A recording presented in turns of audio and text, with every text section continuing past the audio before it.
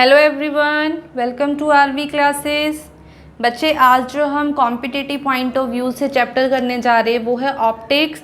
Optics में हम एक टॉपिक करेंगे आज, that is reflection of light. Clear? और यहाँ से क्वेश्चन बनने के चांसेस अगेन बहुत ज़्यादा है। यहाँ पे एग्जाम्पल भी आ सकती है एग्ज़ाम में, जैसे कोई एग्जाम्पल दे दिया आपको, and this example is based upon which phenomena, then you have to tick, वो नाम टिक करना पड़ेगा कि वहाँ पे रिफ्लेक्शन है, रिफ्रैक्शन है, TIR है, स्कैटरिंग है, पोलराइजेशन है, हो क्या रहा है वहाँ पे। तो वो चीज़ टिक करने के लिए हमें पहले कंसेप्ट की पूरी क्लैरिफिकेशन होनी चाहिए कि रिफ्लेक्शन में क्या होगा, रिफ्रैक्शन में क्या होगा। तो बच्चे, आज हम कर रहे हैं रिफ्लेक्शन ऑफ लाइट। ठीक है, तो यहाँ पे सबसे पहले इसका मीनिंग लिखते हैं। रिफ्लेक्शन का मतलब होता है बैक बाउंस। तो रिफ्लेक्शन ऑफ लाइट का मीनिंग क्या हो जाएगा यहाँ पे? Back bounce off light. ठीक है, बैक बाउंस ऑफ लाइट का मतलब क्या है? लाइट का जाके टकरा के वापिस आना, that is called reflection of light. अब देखो इसके अंदर ना एग्जाम्पल करके देखते हैं कि होगा क्या एक्चुअल में रिफ्लेक्शन ऑफ लाइट में। पहली चीज़ याद रखना बच्चे, यूनिवर्स में, दुनिया में हम कुछ भी देख रहे हैं that is due to reflection of light.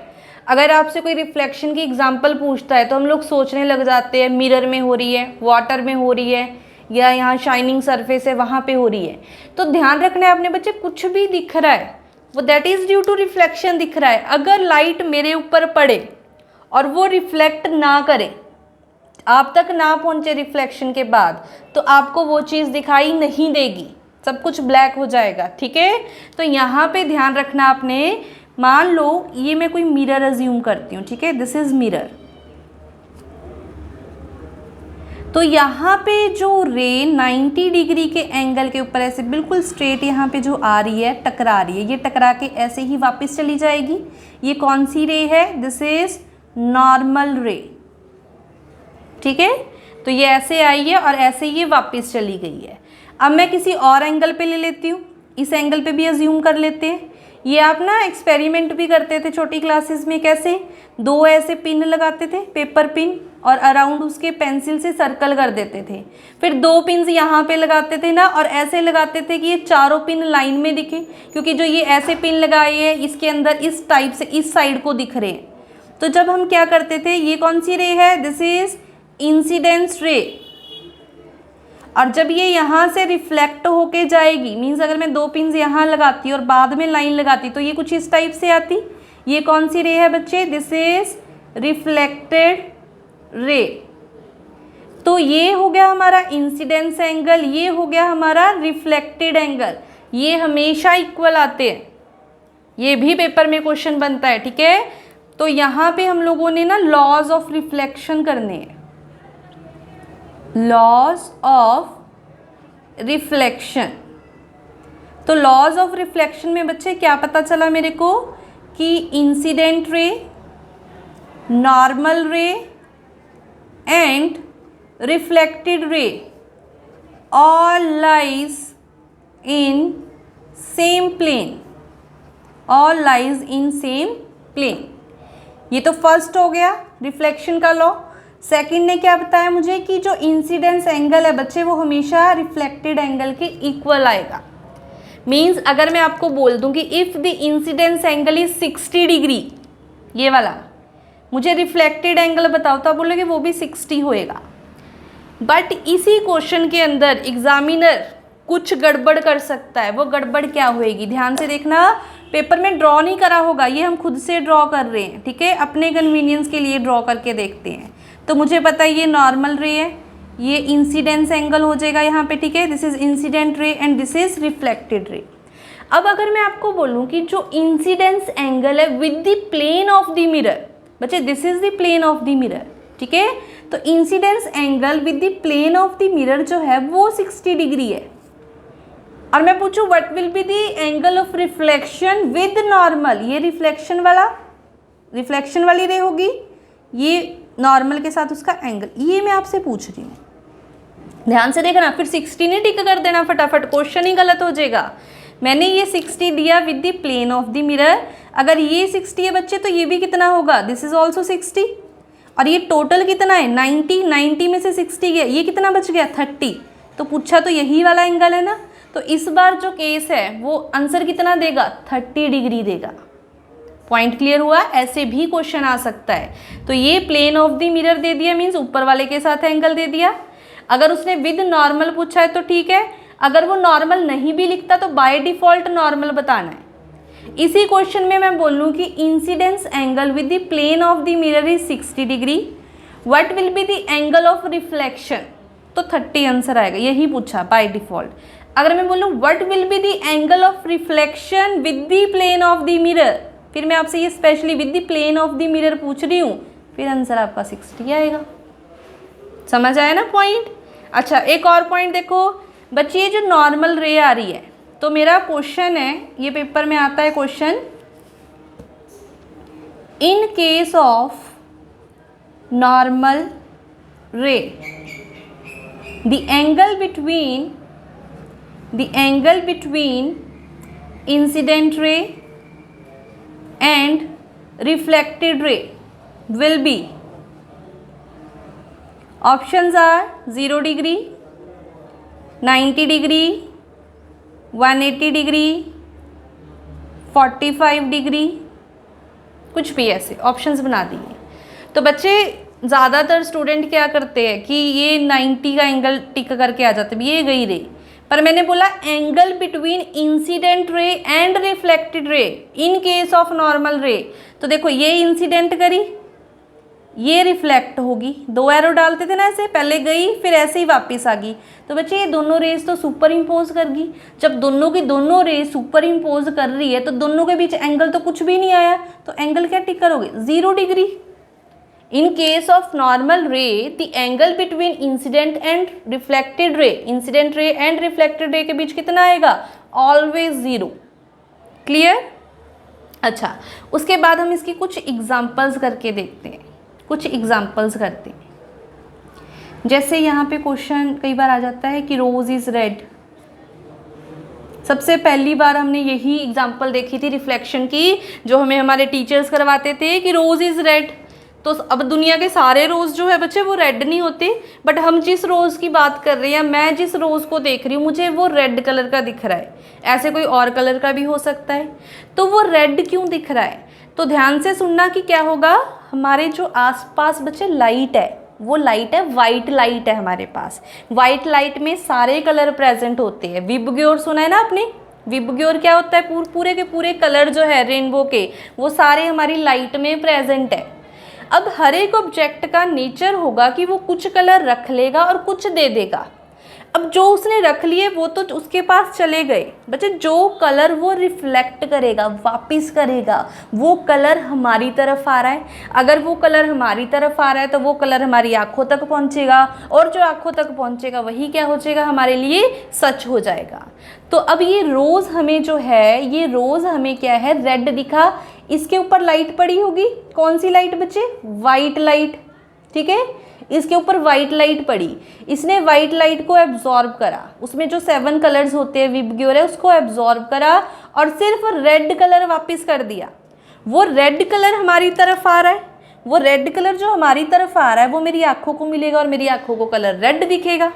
तो मीन्स रोज रेड क्यों दिखाई दे रहा है, क्योंकि उसने सारे कलर एब्जॉर्ब कर लिए सिवाय रेड कलर के, या मैं बोल सकती हूँ उसने सिर्फ और सिर्फ रेड कलर को ही रिफ्लेक्ट करा है। तो पॉइंट देखो कैसे लिखूंगी, rose is red because it absorbs all colours except red, ऐसे लिखा हो सकता है स्टेटमेंट में, और only red colour is reflected back. Clear. तो या तो आप बोल सकते हो कि उसने रेड वापस कर दिया, या बोल दो कि उसने रेड को एब्जॉर्ब भी नहीं करा, वो पहले ही वापस हो गया, जो आंखों तक पहुंचा वही कलर सच होगा। क्लियर है। अच्छा बच्चे ऐसे कोई भी कलर हो सकता है, रोज इज कोई ब्लैक दिख रहा है, rose is white, rose is pink, कोई भी कलर ऐसे हो सकता है। अब हम कर लेते हैं वाइट कलर का, मेन कलर कर लेते हैं, ठीक है ना। तो यहाँ पे मैं नेक्स्ट लिख रही हूँ वाइट कलर, वाइट कलर। बच्चे वाइट कलर तब बनता है, it is the combination of all the colours, all the 7 colours जब मिलेंगे हमारे पास then they will give white colour on mixing, ठीक है। तो इस बार क्या होगा, जो ऑब्जेक्ट है उसके ऊपर वाइट लाइट पड़ी, उसने सारी लाइट को रिफ्लेक्ट कर दिया, कुछ भी एब्जॉर्ब नहीं करा, सारे के सारे कलर हमारी तरफ आ रहे हैं। जब सारे के सारे कलर हमारी तरफ आ रहे हैं तो क्या होगा, वो सारे मिक्स हो जाएंगे, और मिक्स होने पे जब सारे कलर मिक्स होते हैं तो कैसा दिखेगा, क्योंकि हमारी तरफ आए थे ना सारे कलर और सारे मिक्स हो गए तो हमें दिखेगा वाइट कलर। यही रीज़न है कि हम लोग गर्मियों में वाइट कपड़े डालना बच्चे ज़्यादा प्रेफर करते हैं। क्यों करते हैं, क्योंकि वाइट कलर क्या करता है, वो सारे कलर रिफ्लेक्ट करता है, वो अच्छा रिफ्लेक्टर है, वो हीट को भी रिफ्लेक्ट करेगा। गर्मियों में हमारी बॉडी के ऊपर हीट पड़ी, हमारे कपड़ों के ऊपर हीट पड़ी, हमारे कपड़े वाइट कलर के थे, उसने सारी हीट को क्या कर दिया, रिफ्लेक्ट कर दिया। तो ये तो अच्छी बात है ना कि हमारी बॉडी तक हीट जो है वो पहुंच नहीं पा रही। तो यहाँ वाइट कलर के लिए मैं क्या लिखूंगी, when all the colors are reflected back, और क्या बोल सकते हैं, और when no color is absorbed, when no color is absorbed। Clear हुआ ना। इसीलिए गर्मियों के अंदर वाइट कलर के कपड़े डालना या लाइट कलर के कपड़े डालना हम लोग प्रेफर करते हैं। अच्छा, उसके बाद बच्चे मैं वाइट कलर को क्या लिख सकती हूँ, रिफ्लेक्टर, अच्छा है ना, रिफ्लेक्ट करा इसने, तो ये गुड रिफ्लेक्टर है, this is good reflector but bad absorber, clear. Similarly हम लोग क्या करेंगे, ब्लैक कलर के बारे में भी डिस्कस करते हैं। अगर मैं बात करती हूँ ब्लैक कलर की, तो वाइट ने सारे कलर दे दिए थे, ब्लैक क्या करेगा, ऑब्जेक्ट के ऊपर वाइट लाइट पड़ी, सारे रंग ही रख लिए, कुछ भी वापस नहीं करा, no colour is reflected back. जब कुछ भी वापस नहीं हुआ, उस कुछ भी नहीं का मतलब क्या होता है बच्चे, ब्लैक कलर, ठीक है।